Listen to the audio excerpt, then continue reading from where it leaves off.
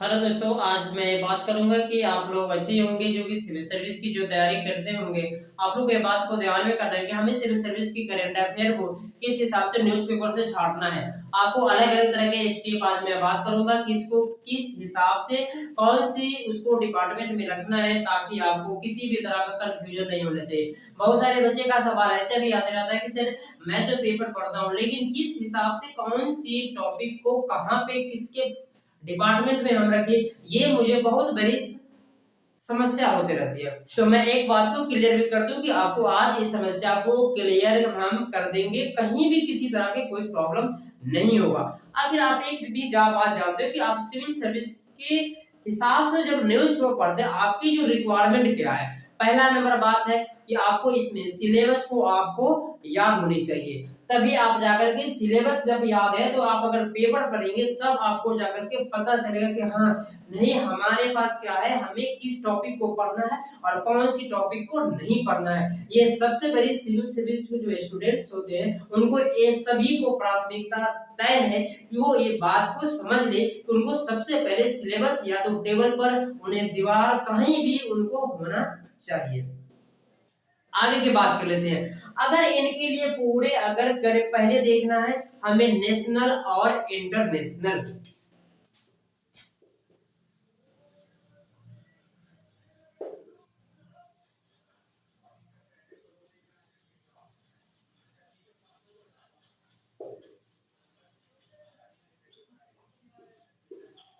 अब इसमें बड़ी बात ये होता है कि नेशनल और इंटरनेशनल हम जो देखेंगे वो कैसे देखेंगे।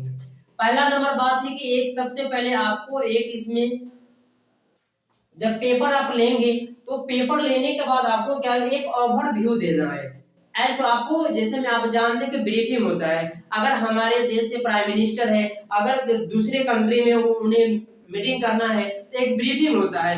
एरोप्लेन में भी ब्रीफिंग होता है। जो फॉरेन मिनिस्टर हमारे जयशंकर जी हुए वो उनके साथ में भी ब्रीफिंग होता है, किस हिसाब से बात करना है। उसी हिसाब को आपको जब पेपर पढ़ेंगे एक बार में पहले ब्रीफिंग कर लेना है कि हमें उसको कौन कौन चीज हमारे लिए है, कौन कौन चीज हमारे लिए नहीं है। ये सबसे बड़ी ये आपकी कर्तव्य बनता है और उसको ध्यान में रखना है। जब आपके पास सिलेबस आपके पास टंग पे होगा, पेपर में नहीं। आपके पास टेबल पर भी है नहीं, आपको पास टंग पे होना चाहिए कि तभी आप कौन सी टॉपिक आपके लिए कौन सी टॉपिक नहीं है और उसमें आप डिफेंस कर सकते हैं।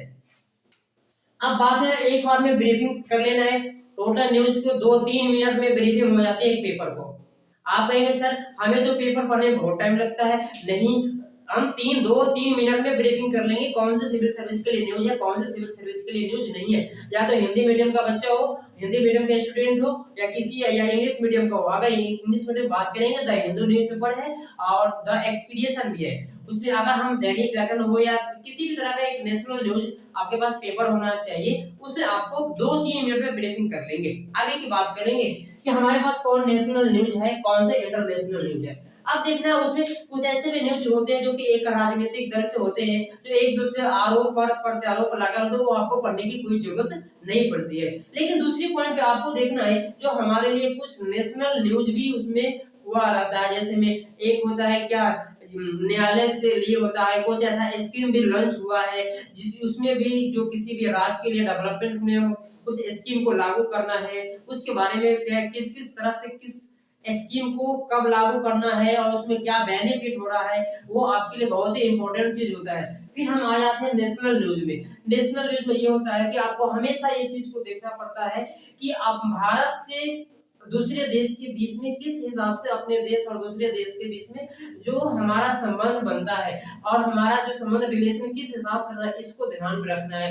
हमारा फॉरेन मिनिस्टर जो है वो किस हिसाब से बिहेवियर करते हैं और दूसरे मिनिस्टर जो है वो कैसे बिहेवियर करते हैं, हमारा रिलेशन कैसा है एक देश दूसरे देश के लिए, क्या अभी करंट में चल रहा है। हमारे भारत का अगर उस मुद्दे पर होगा, भारत चीन, भारत पाकिस्तान, भारत अमेरिका, भारत ये यूएनए, माने कि अलग अलग तरह से आपको इसको ध्यान में करके चलना है। भारत नेपाल, इस सबको बारे में आपको ध्यान में करना है। ये सभी आपके लिए इंटरनेशनल न्यूज में आ जाती है, कवर हो जाती है। और एक बार नहीं, इसके लिए इंस्टीट्यूट की तरफ से आपको एक बहुत बड़ा बायोडाटा मिल जाता है, एक नोटबुक भी मिल जाता है, आप उसको पढ़ते रहिए और पता करते रहिए कि कौन से हमारे पास क्या है करंट अफेयर को कवर करने के लिए। लेकिन इस बात को ध्यान में रखना, अगर जो कैंडिडेट अगर सीरियसली न्यूज़पेपर पढ़ के वो अपना करंट अफेयर बनाता है, उसको बहुत ही वह एक्टिव होता है, जो नोटबुक ला करके या अपना किसी भी इंस्टीट्यूट में मिलता है वहां से आप खरीद लीजिए और आपको पढ़िए। उसके मुकाबले में जो न्यूज़पेपर से बनाता है स्टूडेंट, वो सबसे ज्यादा अवेयरनेस होता है, उसको पता होता है कि कौन सी बात क्या है, नहीं है, कहाँ पर लिखा। वो अगर रिवीजन करेंगे वीकली ऊपर ना, उनको पूरे इंफॉर्मेशन आ जाएगा, अब टोटल चीज याद हो जाएगा क्या है नहीं है, कैसे हमारे इंटरनेशनल में किस हिसाब से कैसे हम समझौता करते हैं, इसके बारे में आपको बस जानकारी मिल जाएगा। चलिए अब इसमें आ जाता है आपको इसमें स्पॉट। स्पॉट को आपको क्या करना है, इसमें ध्यान ज्यादा नहीं देना है और आपको पीटी के लिए जो मेंस के लिए इसमें कोई इंपॉर्टेंस नहीं होता है स्पॉट से रिलेटेड, लेकिन आपको थोड़ी जानकारी होनी चाहिए और ये जानकारी फिर आपको जाकर के इंटरव्यू में काम आएगा। इंटरव्यू में कभी अगर कोई भी सदस्य का आपको पूछ देता है तो वहां भी आपको ये जवाब देना पड़ेगा, क्योंकि आपको जानकारी होना चाहिए। कम से कम आपको एक साल का करंट अफेयर पूरा अपडेट होकर के रहना चाहिए, किसी भी परिस्थिति में हो, कोई भी मैटर हो, कोई मायने नहीं रखते, लेकिन आपको अपडेट होना पड़ेगा। आपको हमेशा टॉपिक को ध्यान में रखना पड़ेगा और सिलेबस को आपको अपने माइंड में कहीं भी जाइए उसको एक बार रिकवरी करते रहिए। इससे क्या होगा कि आपको कहीं भी कुछ मिलेगा, आप कहीं से भी सीख सकते हैं, आप अच्छे नंबर से ला सकते हैं और आपको जब मेंस होगा यूपीएससी का तो उसमें करंट अफेयर से आप लिंक करेंगे क्वेश्चन के साथ में, तो आपका आंसर भी स्मार्ट होगा। इससे यह पता चले कि नहीं आपकी नॉलेज जो है वो अपडेट है। Thank you. आज का आपको इतना ही, फिर हम आगे की और बात करेंगे। Thank you.